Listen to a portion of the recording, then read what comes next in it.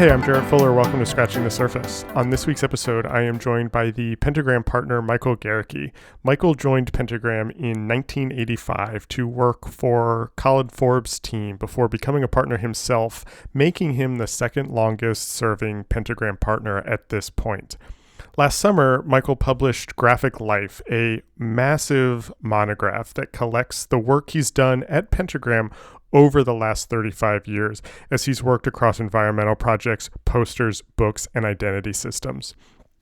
For many people, I think especially in my generation, Pentagram has always been sort of the pinnacle of design studios. It is the biggest one that everybody knew.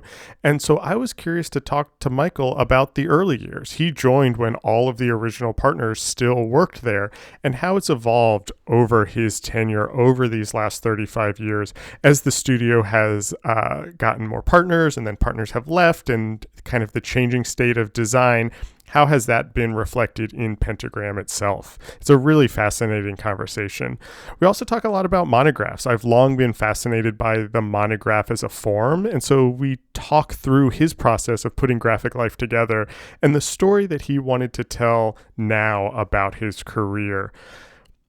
We use all of this to talk about how graphic design itself has changed and why he still likes to refer to himself as a graphic designer. If you like Scratching the Surface, I hope you consider supporting it on Patreon. We offer 3 monthly tiers, $3 for students, $5 for patrons, and $10 for superfans. Each of these tiers give you access to all sorts of bonus content like a monthly newsletter, early episodes, full transcripts, and exclusive bonus interviews, all while helping to financially support this show. So if you like Scratching the Surface, if you want to see more of it in the world, I hope you consider joining us on Patreon. You can visit patreon.com/surfacepodcast for all the details and to help support the show. Thank you for listening, and here is me with Michael Gericke.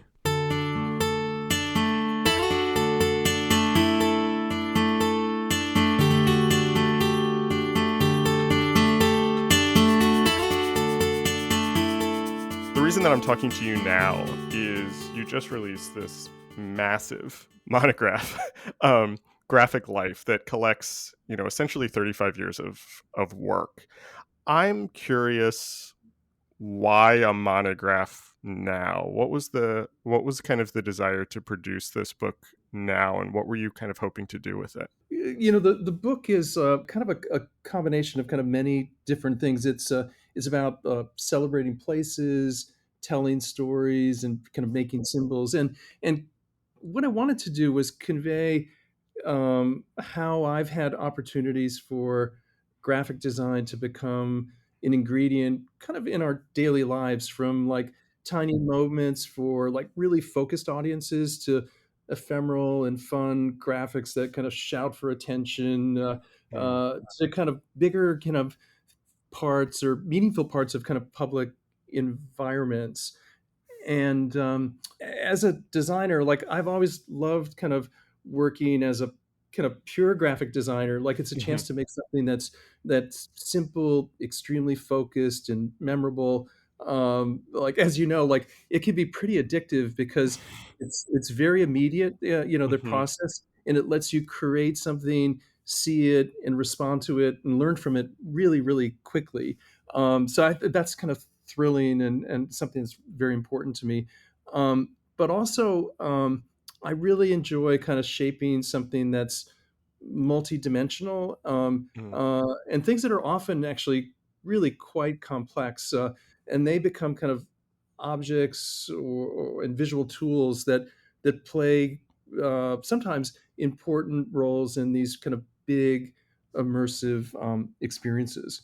I like that you ended talking about big immersive experiences, because this book is very much a big immersive Yeah, experience, and it was meant to be immersive, the book, definitely. yeah, the book is 520 pages. It's heavy, it's massive, it's tons of full bleed images. Yeah. Um, I'm fascinated by monographs. I would love to kind of talk to you a little bit about kind of how you thought about this, and maybe, the role of monographs generally, but I especially love big monographs. Um, Well, thanks. like Cool House's SML Mhm, XL. I mhm. love 2x4 had one a couple years ago. It is what it Yep, is. That's, yep. huge. And this is, very much in that vein. Um, Can you talk about why, like, why you wanted this so big and so all-encompassing? I mean, because you could have very easily done something that was half the size of this, like your favorite projects, quieter. Why did you want something overwhelming, big, heavy, immersive? What was the goal there? Yeah, honestly, I didn't think about the design, so much Oh. the visual design of it towards the kind of very end. I started to kind of like pull together things, that I had done, and they were kind of like it was almost like trying to tell this kind of story about kind of projects, and some of them, the three-dimensional things, like. And I have an interest in photography as Mhm. well. It's like is that I've kind of when I kind of did my early kind of studies on what it should feel like and stuff, and trying to put a lot of stuff in as few number of pages as possible. Like it seemed like it didn't really kind of convey the kind of the feeling or the spirit of the places. And so Ah, as I kind of played with it, like kind of making the book immersive, like let the graphic design kind of fall away and let the right. kind of the imagery and let the stories kind of come through the imagery. And it's still pretty hard to do in a in a flat kind of book, but to kind of make you feel like you were kind of there. And so that kind of led me to kind of like the idea of it, and actually just even the format, like it's a 3 by 4 proportion when it's open, which is the same as a 35 millimeter frame, so that I could do kind of Mm, full bleed images and in a fairly kind of simple grid. And then I kind of tried to kind of weave together kind of what I thought connected things, because I think as I look back on the years of doing this, like there's many things you've done that were great, but they didn't necessarily connect to kind of like a bigger belief or an idea mm, or kind of a body of work. And so it was a little bit uh, like self-analysis in a way. My wife is a psychotherapist, and mm, like it is kind of mhm, like looking through that too. I think it was a way to kind of see like what were the meaningful things, what are those kind of bigger ideas that start to connect them. And then the book has like these four different sections. There's the section that's about kind of places, which is really kind of the more of the built environment. Then there's a section on kind of images and kind of telling stories through images, like posters and advertisements and books and things. And then I particularly love doing exhibitions, which is kind of like a mhm. combination of kind of telling a story with a narrative using graphics and objects and making it this kind of experience. And then another thing I really enjoy is our designing symbols, because it's kind of distilling down like a very specific idea that's kind of hopefully has meaning. It's memorable, and that's kind of the last section.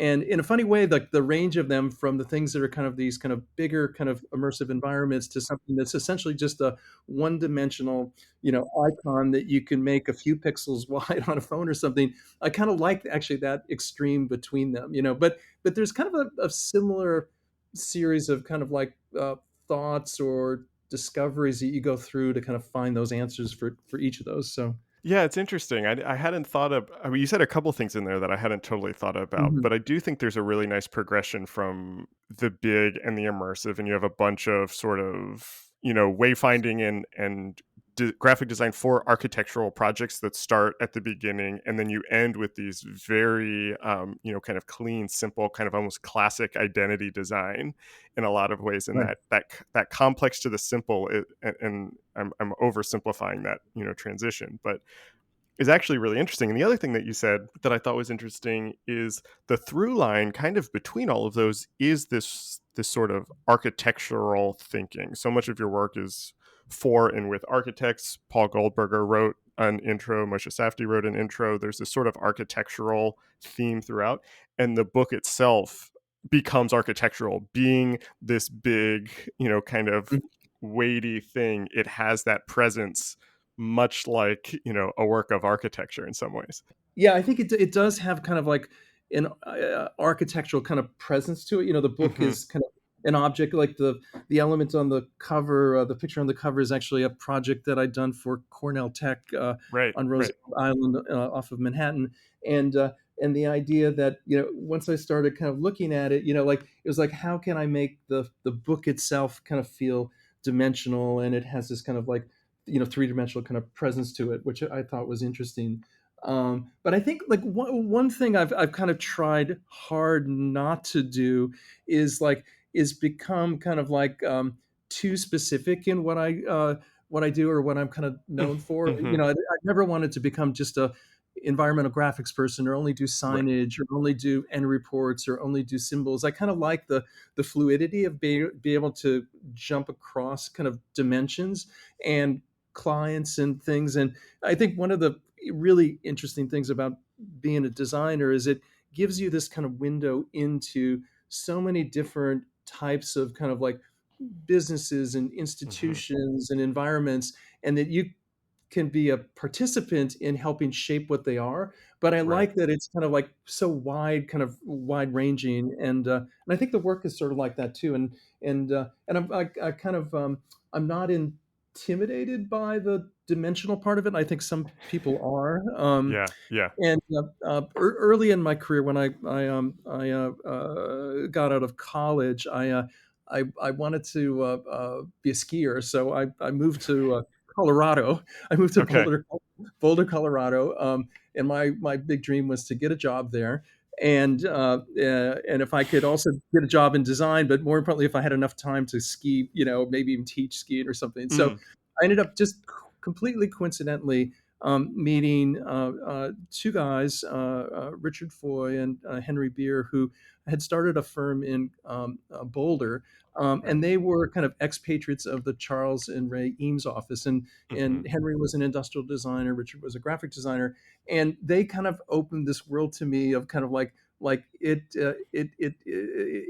isn't limited by dimensions or even your ability to know how to figure something out. Like you can always, Right, if you right. have a larger idea, there's always a way for someone to help you technically execute it professionally, and Mm, so that was actually really kind of interesting. So kind of early on, I kind of realized like oh, like you can make something 70 feet high, and right. that isn't such an intimidating idea because there'll eventually be a way, or someone can help you realize it, or make it. So despite all my wishes of doing a lot of skiing, I didn't, but I learned a lot in Colorado. I I wanna go back to that kind of early experience and this sort of idea of working across scales, but I have Yeah, one, maybe two other questions about the monograph, and I'm sorry to keep going back to this, of but course, of course. like I said, I'm fascinated by the format of the monograph, and one of my kind of dream projects, honestly, is to design and edit a monograph, but for somebody else. Like I have no desire to do a monograph of my own work. I don't think that would be interesting, but I would love to work with another designer on their monograph. And Uh-huh. I'm wondering if you could talk a little bit about the experience of working on this, on looking back over your career, and as you were saying earlier, kind of thinking what are the projects that tell a bigger story, that connect to some bigger idea? What are the ones that meant something? In looking over this work, in kind of reflecting on this, in sequencing the book, in thinking about the structure of the book, did you learn anything about yourself or about your work, or were there themes that emerged that you didn't know were there? Can you just talk about that experience of kind of that reflection and editing that happened in putting this together? Yeah, yeah, it was like it was insightful and challenging, and part of it I think is just getting kind of like a general sense of kind of like, well, what are the significant things I remember, pulling them together, see what they feel like. And then some of those things like that seemed, or my memories of them that seemed so important, in the end I think weren't, or they didn't endure as well, but I think there were many things that you look back at them, and like some of the things like after 9/11, Hmm. I was quite Hmm. involved with a lot of work that happened down at the World Trade Center site. Like the Port Authority was my client, before September 11th, and so we became very quickly involved in helping them kind of protect the site, and we did a viewing wall that surrounded it initially, and then worked on virtually every building down there, with the exception of the museum, and that actually, I'm very proud of the design and the visually kind of what it is and what it is, but part of it I think was kind of like the process of doing that. Like I look back at those kind of images, and I remember the meetings with the victims' families and the Hmm. mayor and the governor's council and the LMDC and all of those things, and how something that complex, you kind of like look through the situation and find the answer, and you're part of this much bigger kind of collective that's kind of shaping something. And so those things like were very meaningful to me, and I think part of it was kind of like I didn't want to put those actually in the sequence too far forward. I thought that, Mm, and I put some more contemporary things. I think the Moynihan Station project right. and Yeah. I love those, that project. those type of things that were more kind of contemporary. And I deliberately decided not to do it chronologically. It was Right. actually more of a it was actually quite intuitive. Like Mm, it was just kind of like a visual pacing, like what seemed to kind of fit well together in the sequence of the book. And I think that kind of gives it a bit of liveliness too. Like it isn't yeah. quite as didactic maybe as some others, but I think I wanted it to be kind of this visual experience. And I've done several monographs for some architects and things, Right. and I kind of trust my intuition on the pacing and the Yeah. using the image as a vehicle to tell a story, and so I just kind of let my intuition guide me a bit. I have one other question about both your book and also the monographs that you've designed for architects. I'm kind of curious your thoughts here, and I want to make sure that I ask this in a way that um, I don't make people angry. But I think a lot of it's very easy for a monograph to come across as essentially like a glorified print portfolio. Yeah. Um, and it is like, a monument to the work, and it's just like, here's all the work we did, and it has the descriptions, and you're like, I can kind of get all this on your website, and now I'm just looking at it on nicer paper. You know what Yeah. I mean? Yeah. And then there are the monographs that kind of do away with that, and they try to tell a story, or they try to make an argument within them, or there's sort of a larger narrative around it where it's like, you need this in this form because this is not just a portfolio. This is different than a portfolio, and I think your book does that.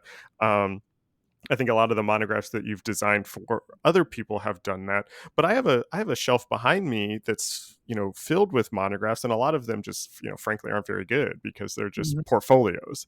How do Mhm. you think about sort of elevating that? Do you know what I mean? Like, how do you think about making sure that this isn't just a collection of work, but is doing something new or different, or showing the work in a new way? And you started answering that, kind of talking about the sequencing and the immersiveness of the book. But do you have other thoughts on kind of that move from printed portfolio to monograph and storytelling?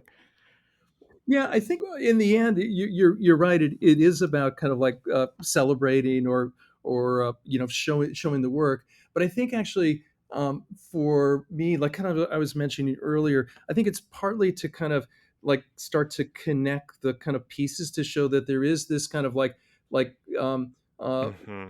thread kind of through it. Although you wouldn't think that something that's for a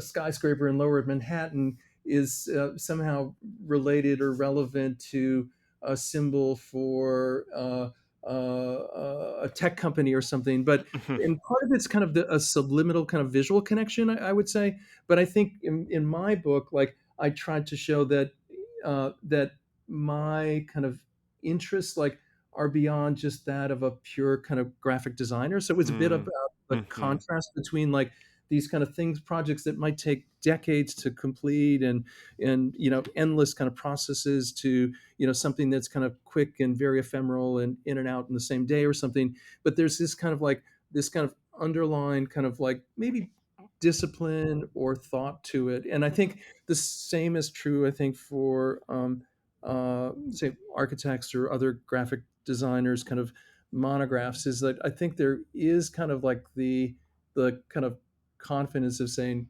here's the work, and now, judge it in a way, like, and I think Right, the right. monograph is unlike a promotional thing like a website. I think this is like, here's the work, and there's like some a critical assessment of it, from Yeah, an yeah. outside writers, and then kind of like an overview of what it represents or what it means. And but I think for me, it's I think it was to try to express like this broader idea of what a graphic designer can do, and Hmm. demonstrate that through this kind of like odd, seemingly kind of random collection of projects, grouped into these different kind of categories of types and media. I love the way that you said that, and I think that kind of, leads into some bigger questions that I have for you about your work generally.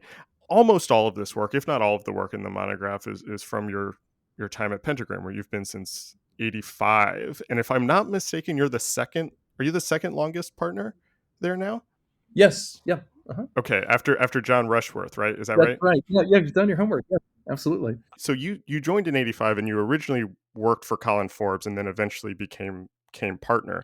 And so and Pentagram was founded in '72, and so you were Mhm. there very early, um, in kind of Pentagram's origin story. I'm curious how Pentagram has evolved. Pentagram at this point is an institution. It is well known. It has a brand of its own, for better and for worse. Quite honestly, sometimes Yeah. you are Mhm. in a really interesting place where you are very connected to its founding in many ways. You are here now where it's become this new thing. Can you talk a little bit about what you've seen on the inside about how this organization and how this collection of partners has kind of changed and evolved? Yeah, sure. Um, let's see, when I joined, like almost 35 years ago now, like, all 5 of the founding partners were there, and Mm, they were kind of 3 graphic designers, an industrial designer, and an architect.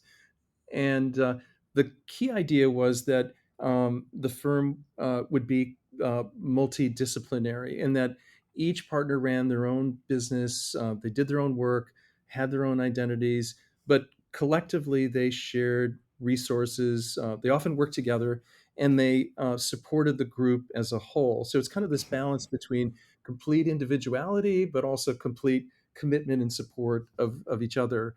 right. And from the beginning, and we've tried very hard to preserve this, is like, we're not a corporation. It's a Mhm, practice that's run by individual partners who are all designers. There's no account executives or business mm, heads or any of that stuff. It's very much a design driven practice. And what was also important then and now was that there was this direct, unfiltered relationship with the partners and their clients.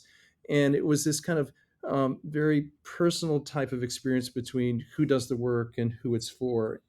mm, And this is all the same today, and something that we hold on to really kind of dearly. And I think one thing that I think has helped kind of keep it kind of fresh and relevant is that we've never been kind of stagnant. Like, it's always about constantly trying to refresh itself, and it's also mhm, deliberately very idiosyncratic, and it yeah, isn't based on a single individual. It's really about the collective as a whole. And the shape and the form of like Pentagram's personality is very much driven by its partners, or the current partners. And so it's this ever changing kind of organism, that adapts and evolves as people leave and join. And it's it's never been like a static place. It's like, we've never been comfortable, like mhm, the mhm, way it is. Like, if anything, there's a lot of angst about like, how can we kind of continue to evolve it and push it, and infuse it with yeah, new ideas and new talent from a younger generation. And so I've kind of seen it changed like immensely over the years as the cast of the partners, who are my friends and collaborators, like Hmm. evolve. Hmm.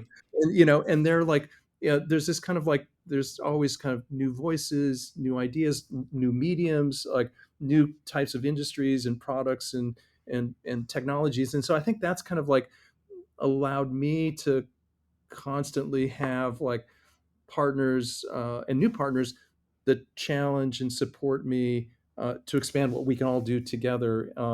And also, I think what's happened, so recently too, is like it isn't now limited to a single dimension, even though in the early Hmm. days it was a multi-dimensional idea, but it's even much broader than it was, back in 1972. The types of things we do, and actually the types of people that we work for. Yeah, I have two questions about that. One is kind of a more personal question to you, and one is maybe more organizationally. I think Mhm. you're exactly right about the sort of like restlessness of Pentagram, Exactly. and the Yeah. and I definitely see that, and I think over the last couple years, especially the new partners, at least from somebody on the outside observing, have Mhm. definitely seemed like people who were brought on because of that. It's like, what else can graphic design be? What else can Pentagram be? Where else can we kind of push this? And Mhm. I'm kind of wondering like how either you personally or you as the collective partners kind of think about that or kind of strategize around that. I'm not asking you to talk about like how you pick specific partners, but kind of how you think about like, hey, what should Pentagram be now? Or what is Pentagram tomorrow or 10 years from now? How do you kind of how are you thinking about that? Are you all, kind of just looking out and kind of seeing who's doing interesting stuff and saying like, hey, there's this like interesting work happening over here, we should do stuff like how do you kind of think about that? I think, one thing we haven't really done is like, is like we've never kind of grown, strategically. Like it Mm, hasn't been like, oh, let's conquer, this particular kind of market or city or country, or and kind of pursue that kind of in a strategic way. Like it's always kind of grown by, like an immense kind of respect for, someone's kind of work, um, and the character of the person and how that kind of person fits into the this kind of collective, called Pentagram. And I think so mhm, it's as much of a kind of like it's as much as a personality as it is kind of like, the work. I mean, they go hand in hand, and I think, that's kind of a key thing. And so we, are constantly looking and know of, people and the work they're doing. And I think when we, find someone who we think could be kind of a good fit within the partnership, bring something unique to it, and can be part of who we are all together, mhm. then we start pursuing that. So it's, and I think too, like, obviously kind of, looking kind of to make sure that we're kind of diverse and like the types of people, that are partners and they work they do is also a key piece of it.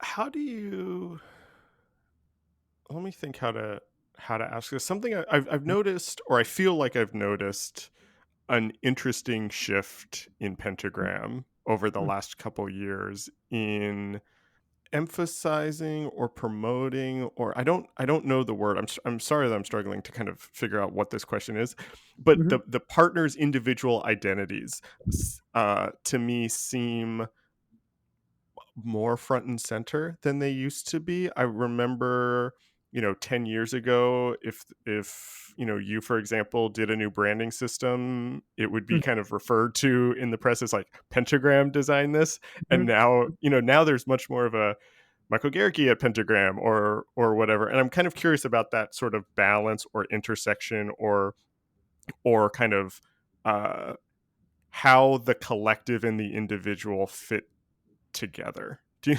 That's a weird que do you know what I mean? Yeah, yeah. No, it's a very good question. Um, because I part of kind of like I think what makes Pentagram unique is that like in the original kind of founding of it, it was a that it's a group of kind of individuals that kind of bring their work, their personality to a project, and so you're working. If you come to Pentagram, you're very much kind of working with an individual, and Mhm. I often tell new prospective clients like if you don't like me now, you're not going to like me later because I don't disappear. We don't disappear because we really love doing the work and we want to be like we're active participants in the process and we want to feel that way about our clients too, that they're kind of with us, and so we don't want to in any way hinder like that individuality. But you're right. The other side of it too is like we are kind of like we are very collaborative as well, and many of our projects we do, amongst several different teams or between the, Mhm.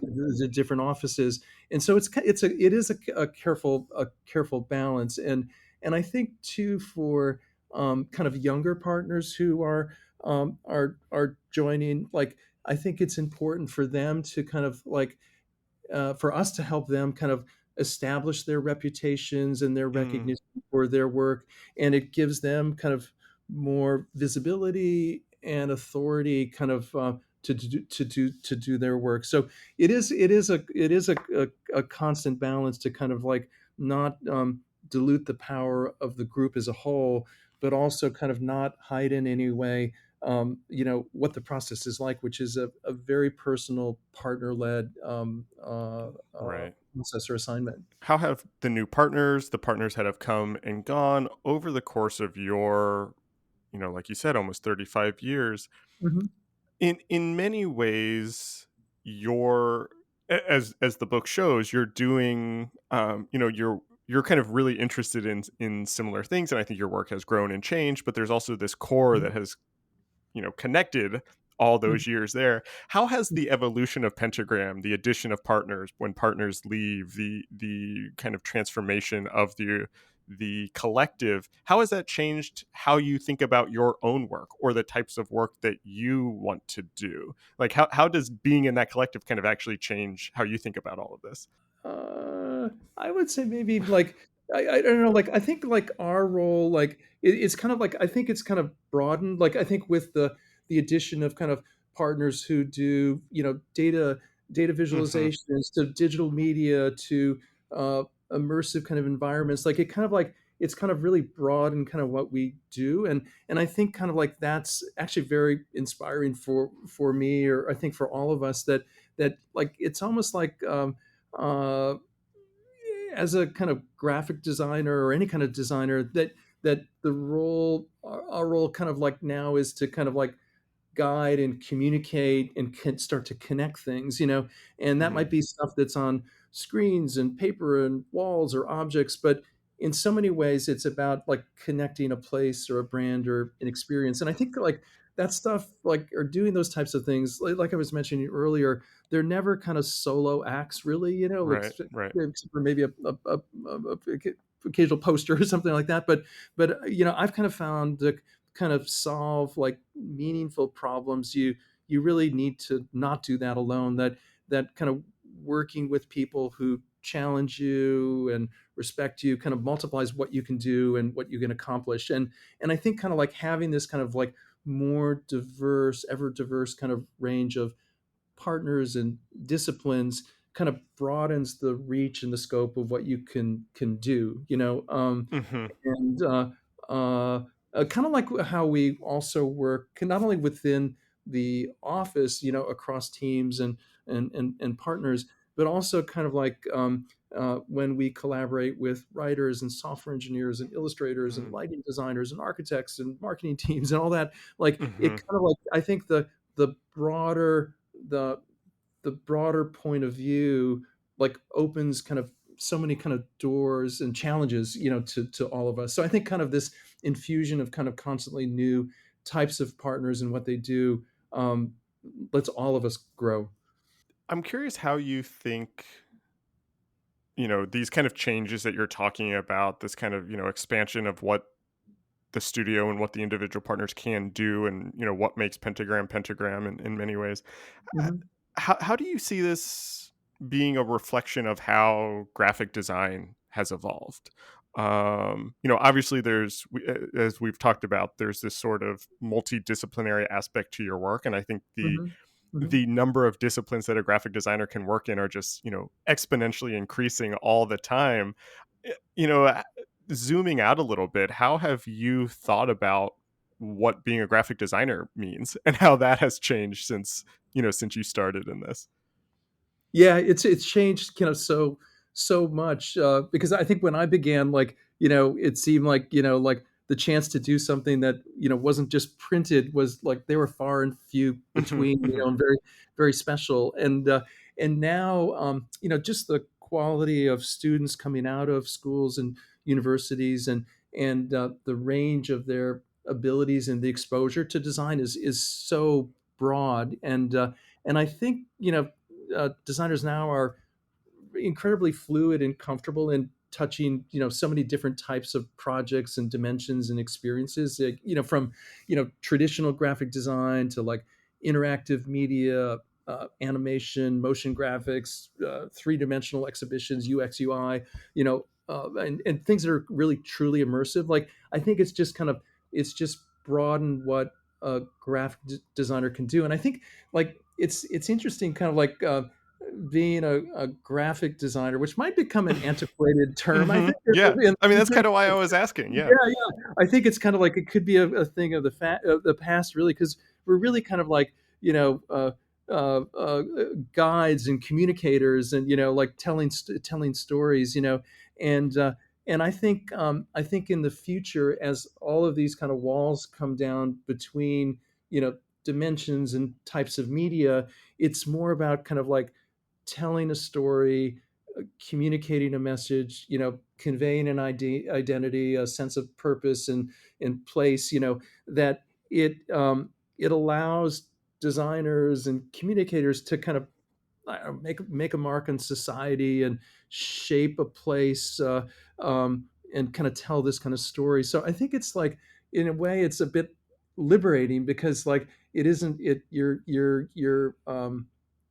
reach and what you can touch and affect is so much broader now, because the world is kind of like, it's all kind of starting to kind of come together. It's not so siloed as it once was.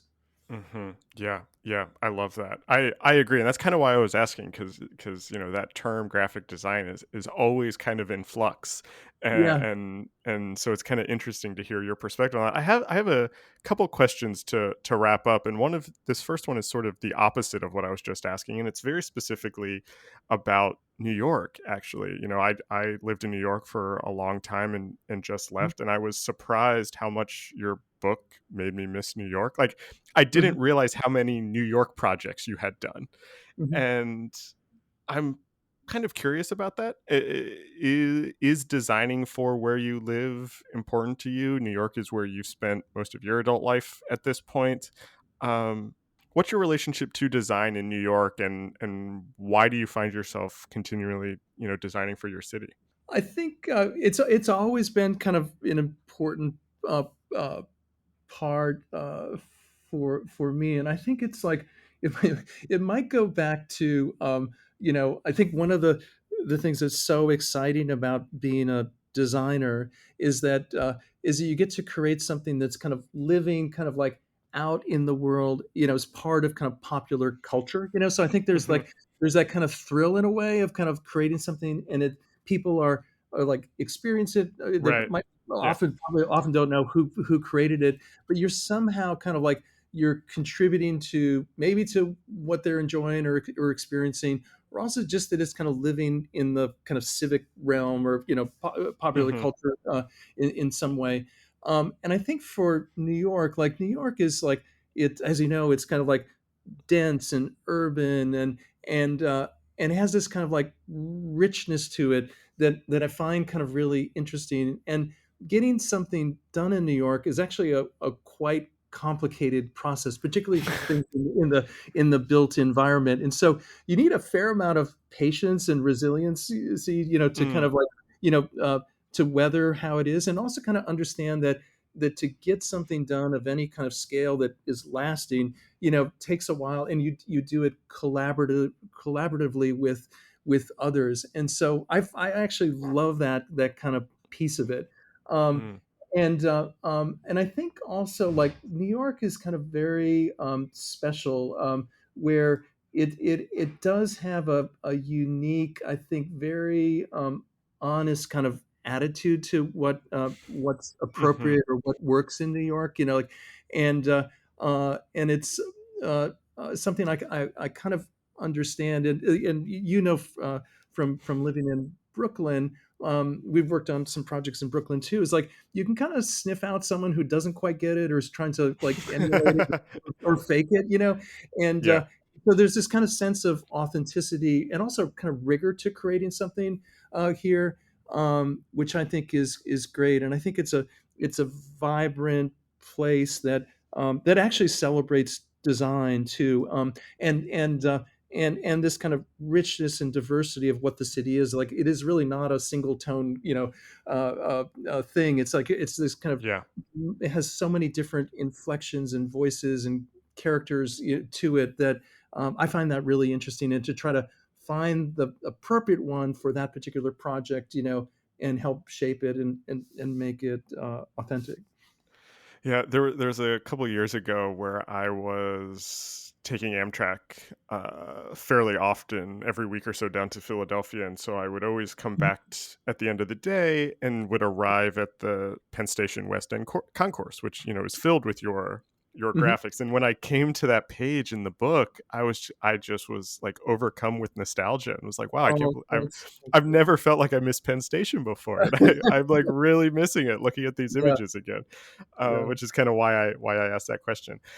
What are you thinking about now, or like what are things that haven't worked on, or types of projects that you want to do? What's kind of next for you now after this career retrospective monograph? Where are you headed next?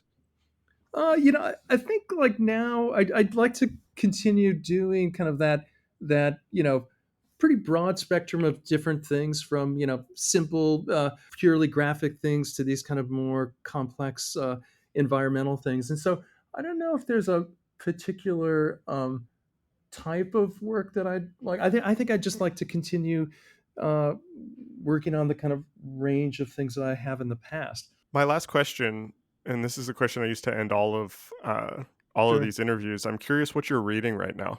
I just finished Paul Goldberger's autobiography on Frank Gehry, Oh yeah, yeah. which was great. And I worked my way partly through it, and I'm kind of in the midst of that. So that's my kind of current piece. But I thought it was insightful. I'm actually also working on autobiography, a memoir that Moshe Safdie's writing now, and I'm helping him with that. Oh, And so it's kind of like an interesting kind of counterpoint to that.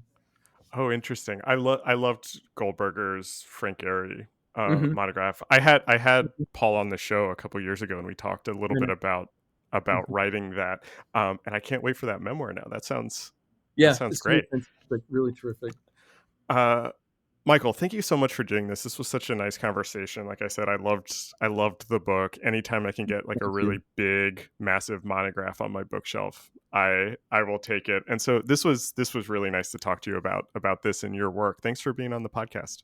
Yeah, of course. Thank you, Jarrett. Thanks so much for having me. This episode was recorded on November 3rd, 2021. Our theme music is by Andy Borgasani. We're on Twitter and Instagram at Surface Podcast. You can support the show on Patreon and find previous episodes wherever you get your podcasts and at scratchingthesurface.fm. Thanks for listening.